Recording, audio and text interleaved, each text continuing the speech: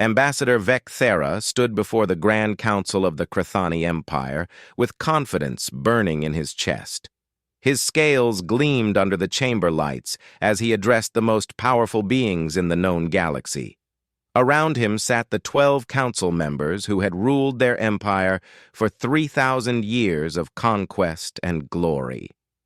"Honored Council," Vecthera began, his voice carrying across the vast hall, "I come before you with a proposal that will secure our dominance for another millennium. The humans have established a colony called New Jericho in the border systems. It is undefended, it is weak, and it is the perfect target to remind these newcomers of their place in our galaxy." The council members shifted in their seats. Some nodded with approval, others remained silent, their faces unreadable. Vecthera had prepared for this moment for months. He knew every argument, every concern they might raise. "The humans arrived in space only 200 years ago," he continued. "They have spread across dozens of systems, yet they avoid conflict at every opportunity. Their military is smaller than the Velthorn Collective, smaller than the Gordian Assembly. They are merchants and farmers, not warriors. They negotiate when they should fight. They compromise when they should conquer." Council member Rathvor leaned forward, his old eyes gleaming with interest. "You propose we attack them directly? For what purpose?" "To test them," Vecthera replied smoothly, "and to secure better trade terms. The humans control valuable resources in the outer systems. They refuse to grant us the access we deserve. A limited strike against New Jericho will show them the price of defiance. They will surrender quickly, I assure you. They always do."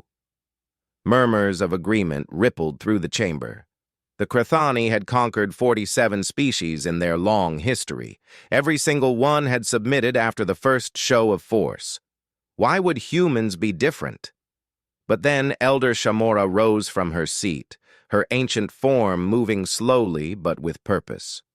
She was the oldest member of the council, nearly 400 years old.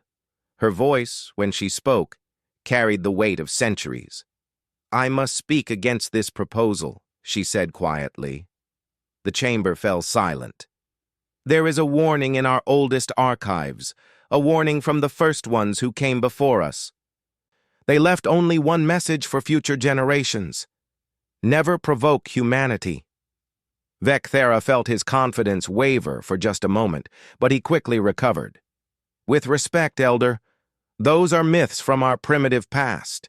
The first ones, if they even existed, knew nothing of the galaxy we have built. Their warnings are thousands of years old, from a time when our people still lived in caves." Several council members nodded in agreement. Rathvor spoke up.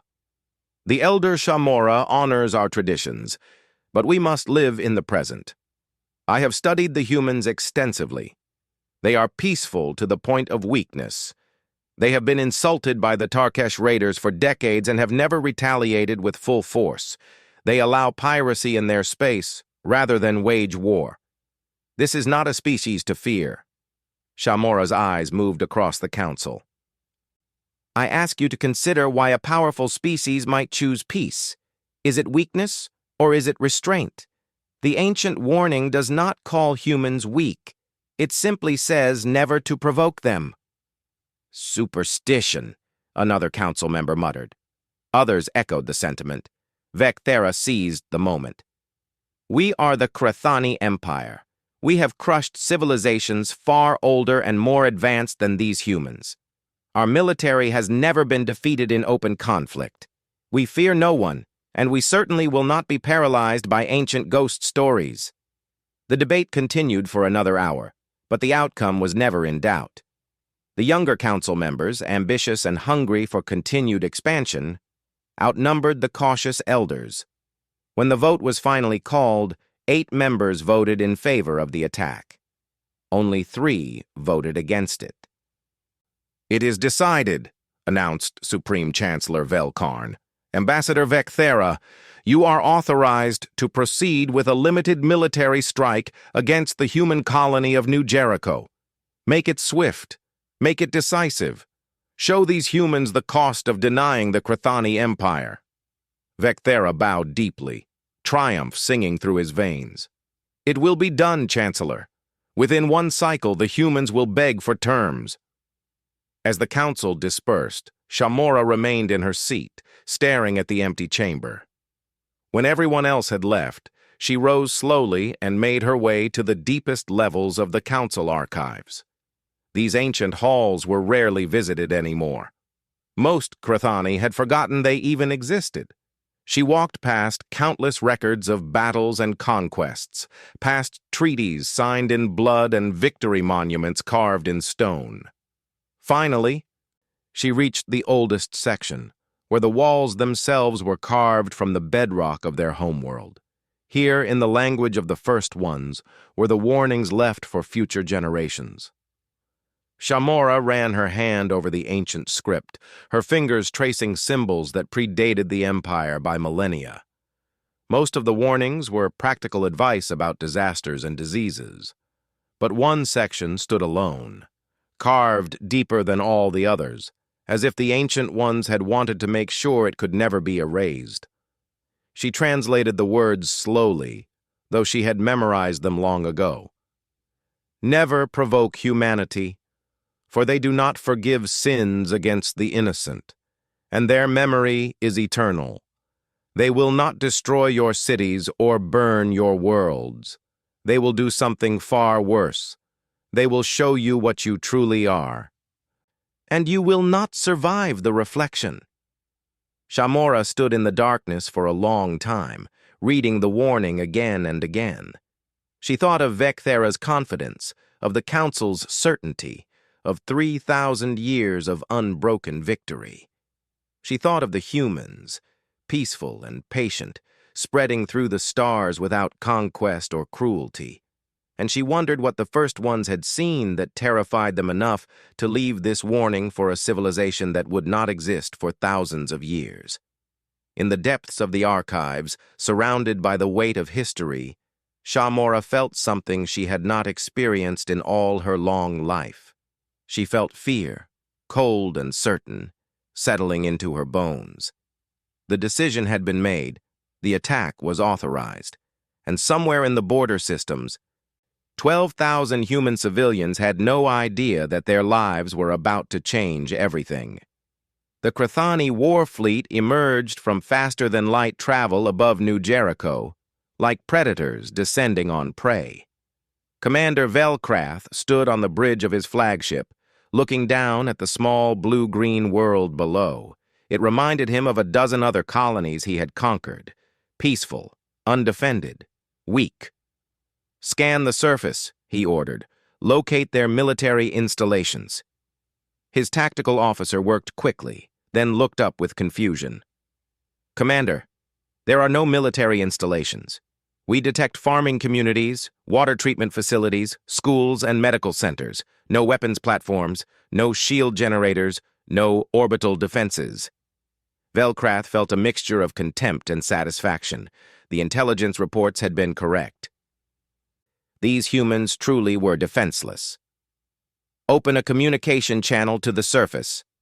On the planet below, Colonial Administrator Kim Min-jun was in his office reviewing crop reports when the alarms began to sound. He ran to the communications center, where his assistant Park Ji-woo was already pulling up the emergency channels. "Sir, there are alien ships in orbit," Ji-woo said, her voice shaking. 15 warships. They are Crithani." Kim felt his blood turn cold. The Crithani were known throughout the galaxy as conquerors. What could they possibly want with a farming colony? The view screen flickered to life, showing Commander Velcrath's scaled face. "Human settlement, you are now under Crithani authority. You will surrender all administrative control and submit to our occupation. You have 1 hour to comply." Kim took a deep breath, forcing himself to stay calm. "Commander Velcrath, we are a civilian colony. We have 12,000 people here, including 4,000 children. We have no military forces. Whatever dispute exists between our governments, surely it can be resolved through negotiation." "There is no dispute," Velcrath replied coldly. There is only your submission or your destruction. You have 1 hour. Please, Kim said urgently. At least give us 24 hours to evacuate the children and the elderly. We have transport ships. We can... You have 1 hour. The screen went dark. Kim turned to his staff, his mind racing. Start emergency evacuations immediately. Get everyone into the shelters. Contact Earth. Tell them... He stopped. Even at faster-than-light speeds, help from Earth would take days to arrive. They were alone. 58 minutes later, Commander Velcrath gave the order. Begin orbital bombardment. Target the population centers. His weapons officer hesitated for just a moment.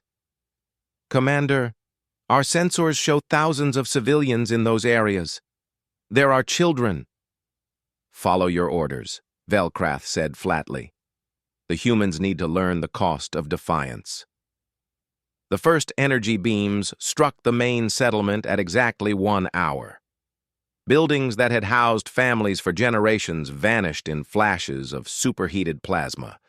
The school where children had been learning about Earth's ancient history became a crater. The hospital where doctors had been delivering new life became ash.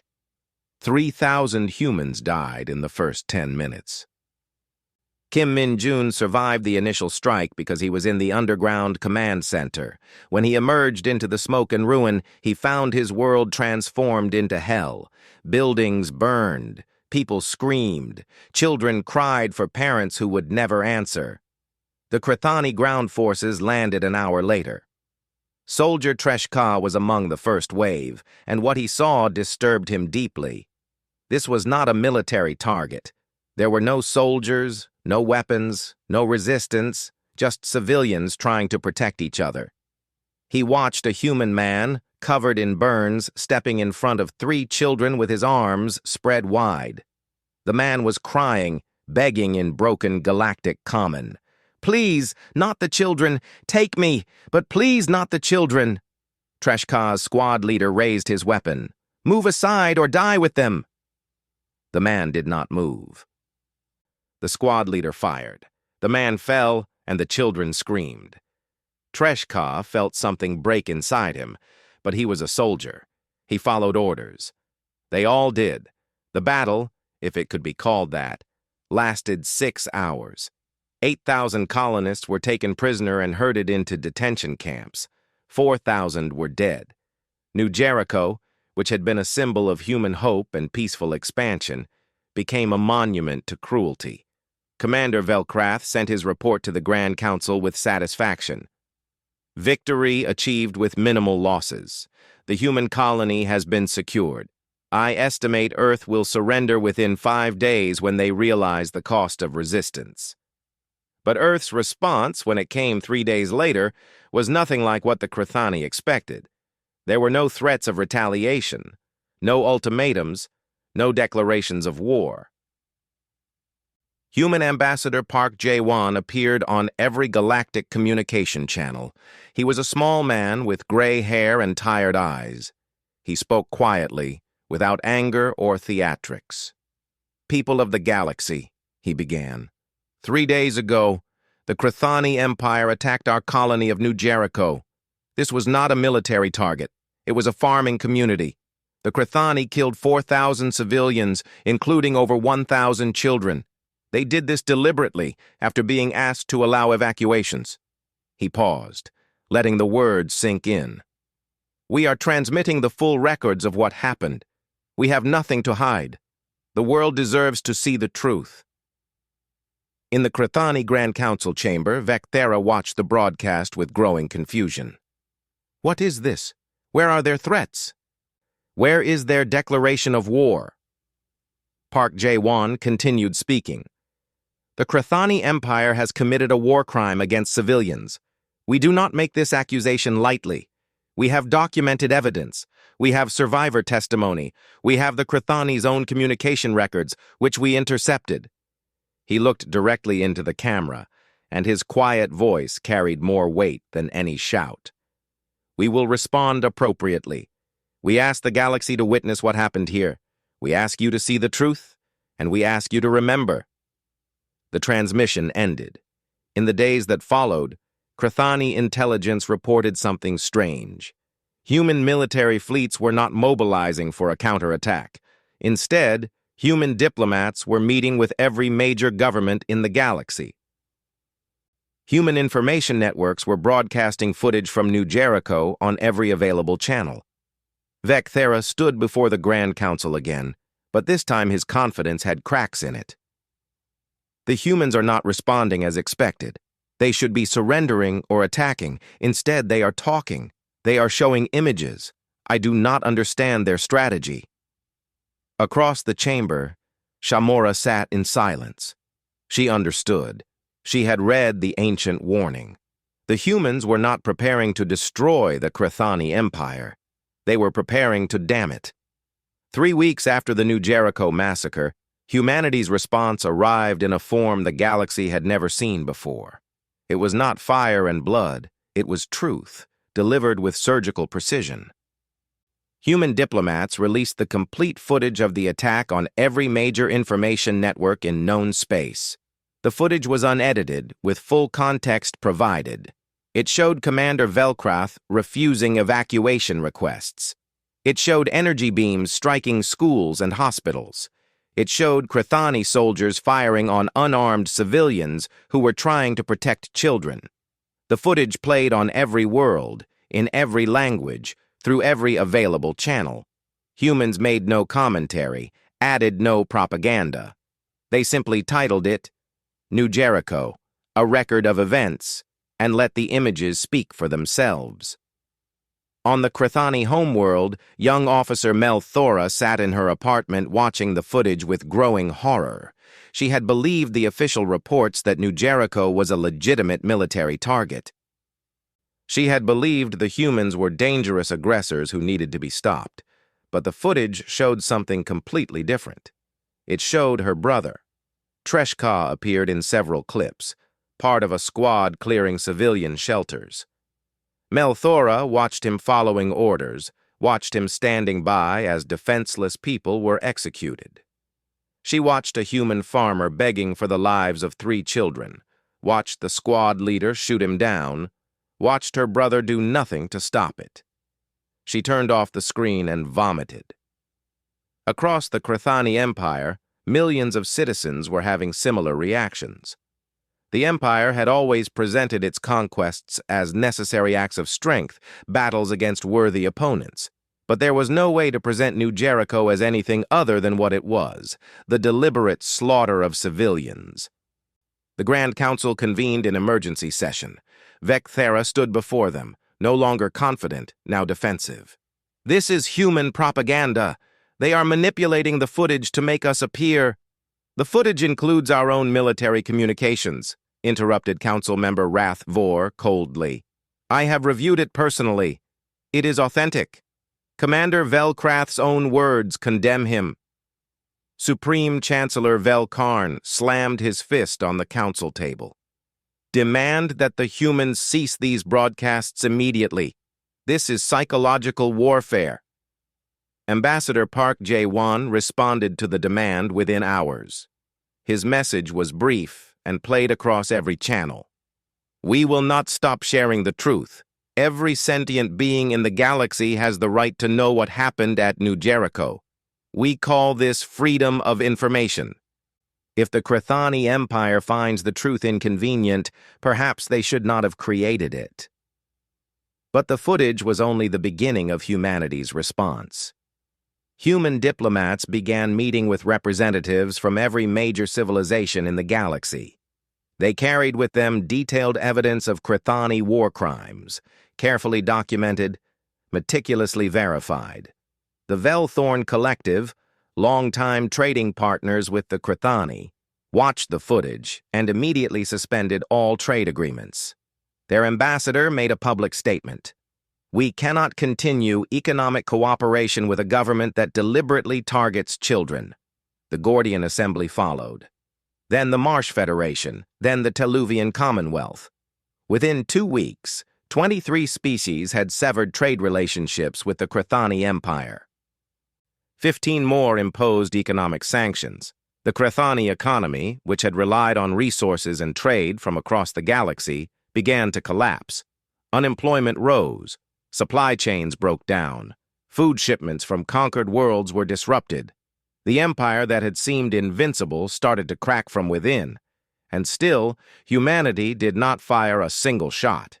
Human fleets positioned themselves around Crethani space, their weapons powered down, but their presence impossible to ignore. They did not attack. They did not blockade. They simply waited, like judges waiting for a verdict. Ambassador Park made another broadcast, this one watched by trillions across the galaxy. We have issued arrest warrants for 47 Crethani military officers for crimes against sentient beings. These individuals deliberately ordered or carried out attacks on civilians. We demand they be surrendered for trial at an international tribunal. We will wait for justice. In the Crethani Grand Council, panic replaced confidence. They want us to surrender our own officers? Vecthera said incredulously. That is outrageous. We are a sovereign empire. And they are asking the entire galaxy to judge us, Shamora said quietly. She had been silent through most of these emergency sessions, but now she spoke with the weight of prophecy. This is what the warning meant. The humans are not attacking our bodies. They are attacking our souls. Nonsense! Velkarn shouted. We will not surrender our people to human justice. Increase propaganda efforts. Control the narrative. Make our people understand this is enemy lies. But it was too late for propaganda. The Crethani people had seen the footage. They had seen their own soldiers committing atrocities. No amount of official messaging could erase those images. Protests began in the capital city. Young Crethani, led by officers like Mel Thora, who had seen the truth and could not unsee it, demanded accountability. They gathered in public squares, holding signs that read, "Justice for New Jericho," and "Not in our name." The protests started small, but grew every day. Thousands became tens of thousands. The Crethani Empire, which had maintained perfect internal order for 1,000 years, suddenly faced civil unrest. Mel Thora stood at the front of one protest, her military uniform stripped of its insignia. When security forces arrived to disperse the crowd, she did not run. "We have a right to demand accountability," she shouted. "Our empire committed evil in our name. We have a right to say no." The security forces arrested her. Her parents, both high-ranking military officials, disowned her publicly. But more young Crethani joined the protests every day. Meanwhile, something else happened that shook the empire to its core. Soldier Treshka, haunted by nightmares of the human farmer begging for the children's lives, made a choice. He stole a transport ship and fled Crethani space. He surrendered himself to human authorities requesting asylum. The humans could have executed him. They could have imprisoned him. Instead, they put him on trial, broadcast it across the galaxy, and let him testify about what happened at New Jericho. Treshka sat before the tribunal and told the truth. He described the orders to kill civilians. He described how his squad leader shot the unarmed farmer. He described how none of them questioned their orders, how they all just followed commands. "I am guilty," he said, his voice breaking. "I stood there and did nothing while innocent people died.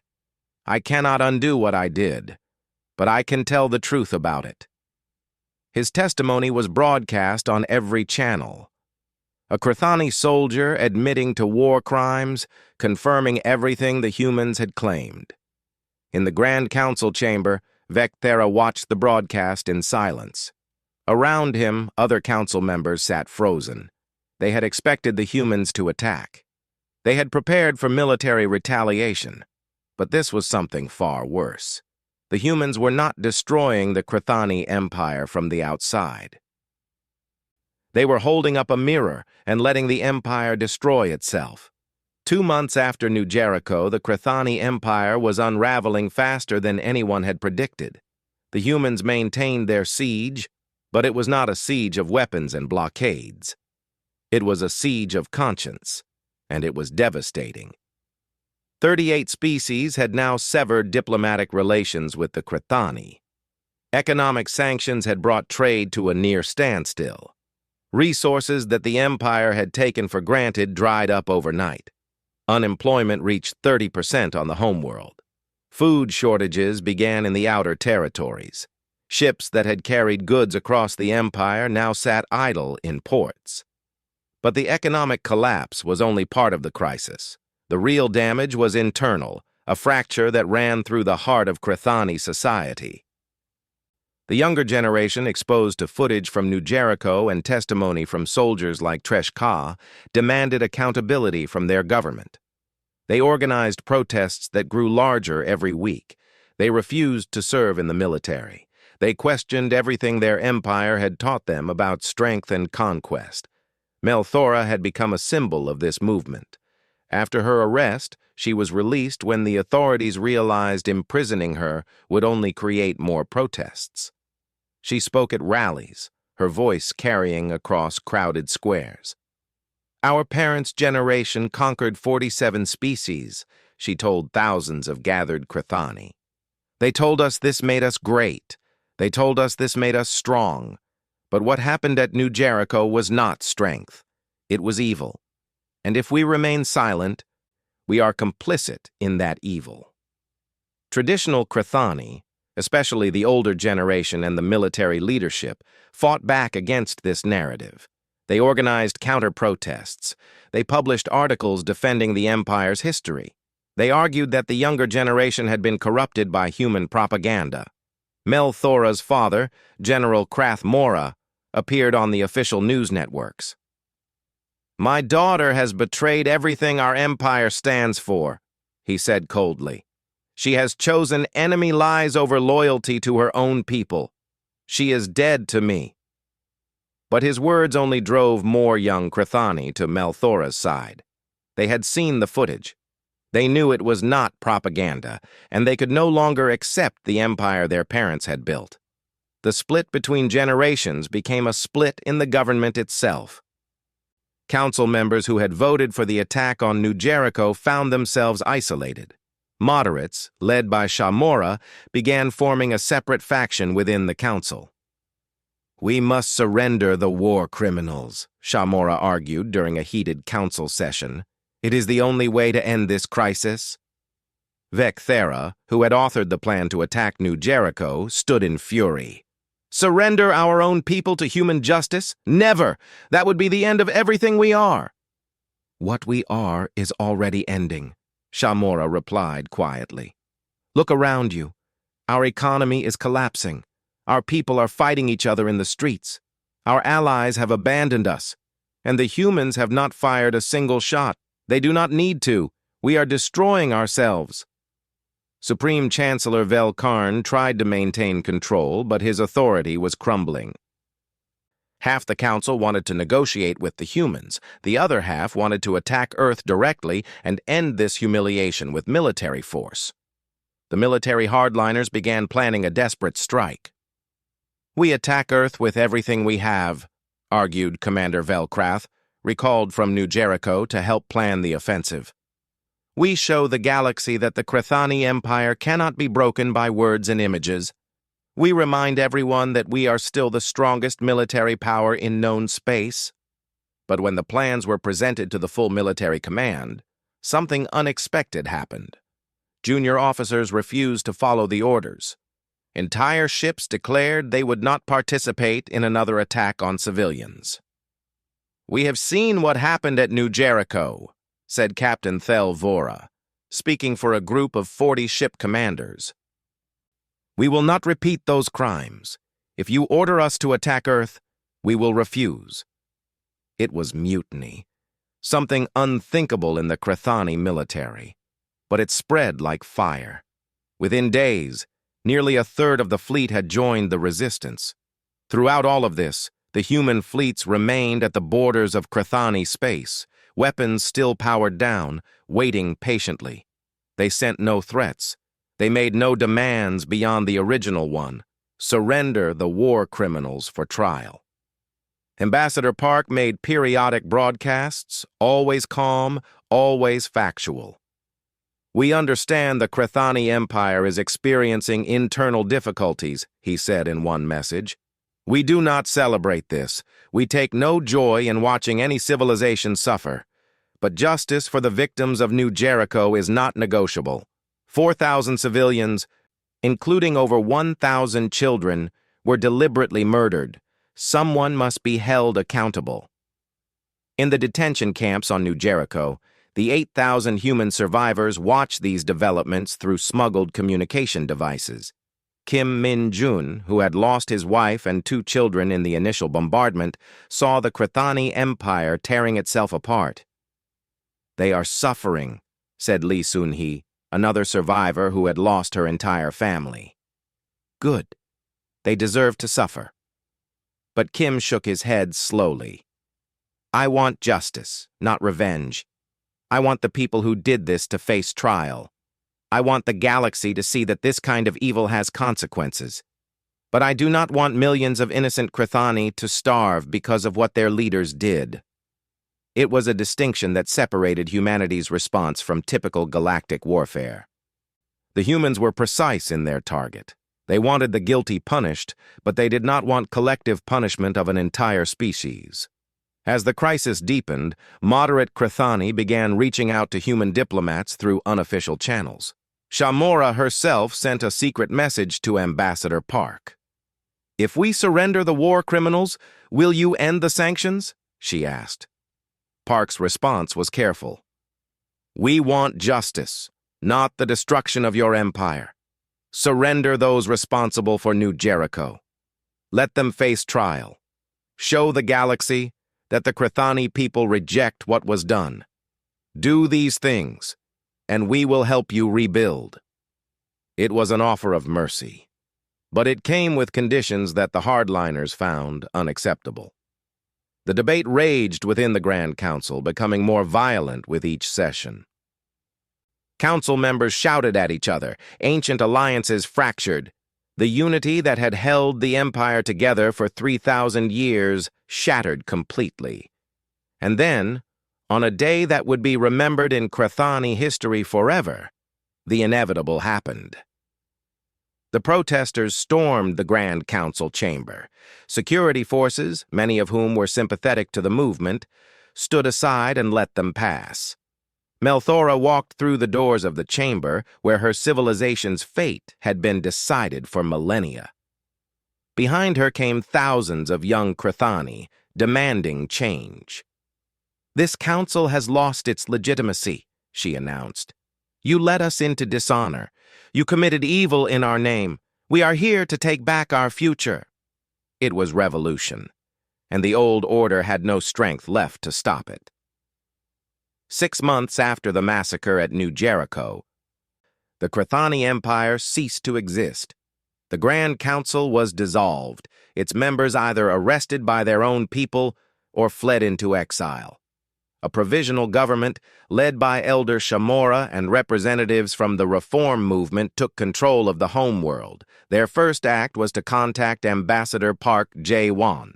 Shamora appeared on the communication screen, looking far older than she had 6 months ago. The weight of watching her civilization collapse had aged her beyond her years. Ambassador Park, I speak for the new Crethani government.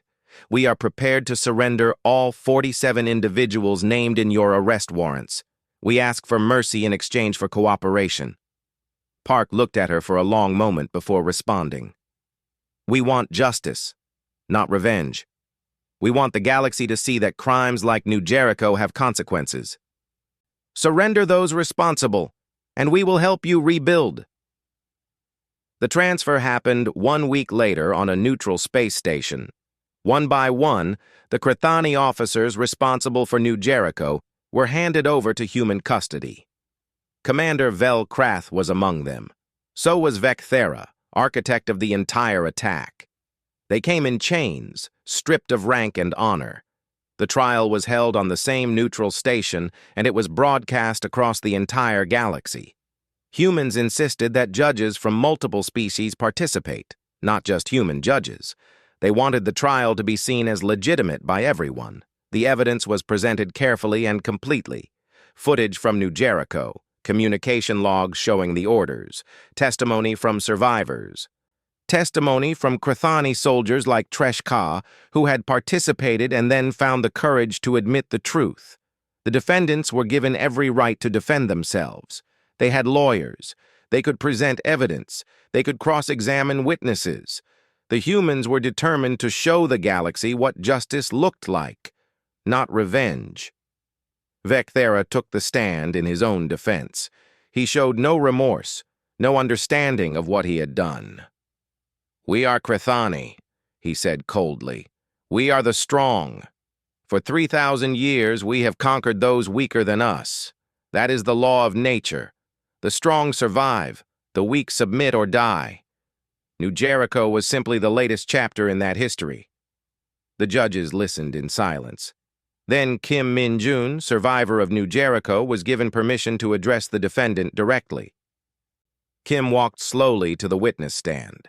He had lost his wife, his 2 children, and most of his friends in the attack. He looked at Vecthera for a long time before speaking. "You are right that you were stronger," Kim said quietly. "Your weapons were more powerful. Your ships were faster. Your military was larger. But you were never better than us. You were never superior. And now everyone in the galaxy knows the difference between strength and goodness. They have seen what you are, and they have rejected you." The trial lasted 3 weeks. All 47 defendants were found guilty. The sentences ranged from life imprisonment to execution, depending on their level of responsibility. But the humans insisted on one final condition. The prisoners would serve their sentences in a facility where they would face their victims daily, where they would be forced to see the consequences of their actions. "We want them to understand what they did," Ambassador Park explained. "Not just intellectually, but in their souls. That is true justice." The aftermath of the trial reshaped the galaxy. The Krathani Empire, which had ruled through fear and military might, fractured into 12 smaller independent states. Each new government renounced the empire's history of conquest and committed to peaceful cooperation. Melthora became a leader in one of these new governments, elected by young Krathani, who wanted to build something different from what their parents had created. Her first act was to issue a formal apology to humanity and to all species the old empire had conquered. "We cannot undo the past," she said in her inaugural address. "We cannot bring back those who died at New Jericho or the countless others who suffered under the empire, but we can choose to be different. We can build a society based on cooperation instead of conquest, on justice instead of power." The humans helped them do exactly that. Despite everything that had happened, humanity sent economic aid to the struggling new Krathani states. They sent medical supplies. They sent agricultural experts to help with food shortages. They treated the Krathani people with dignity, even as the war criminals sat in prison. 1 year after New Jericho, a memorial was built on the site of the massacre. It listed the names of all 4,000 victims. Representatives from across the galaxy attended the dedication ceremony. Shamora was there, standing among the crowds. She had resigned from the provisional government, feeling she had failed her people by not stopping the attack before it happened. She stood in front of the memorial wall, reading the names of the dead, and wept. Lee Sun-hee, survivor of the massacre, approached her. "Why are you here?" Lee asked. Her voice was not hostile, just curious. "To remember," Shamora replied. "To make sure I never forget the cost of ignoring warnings. To honor those who died because of my people's arrogance." Lee stood beside her in silence for a moment. "Your people are suffering now. Your empire is broken. Many Krathani are starving." "Yes," Shamora said quietly. "And we deserve it." "Maybe," Lee said. "But your children do not. The young Crithani who are trying to build something new. They do not deserve to suffer for their parents' crimes. Shamora looked at the human woman, confused. After everything we did to you, you would help us? Lee's expression was complicated, a mixture of grief and determination. We did not destroy your empire to punish your people. We destroyed it to stop the evil it was doing. Now that it is stopped, we want to help you build something better. That is who we are. It was in that moment that Shamora finally understood the ancient warning. The first ones had not feared humanity's weapons or their military might. They had feared humanity's ability to force other species to confront their own evil, to see themselves clearly, and to change or be destroyed by that reflection. 2 years later, the new Crithani states petitioned to join the galactic community as full members. Humanity sponsored their application, despite protests from some species who felt the Crithani had not suffered enough for their crimes. They have suffered, Ambassador Park said to the Galactic Assembly. They have lost their empire, their identity, their certainty about who they were. They have faced the truth about themselves, and now they are trying to become something better. That is enough. That is justice. The memorial on New Jericho stands to this day.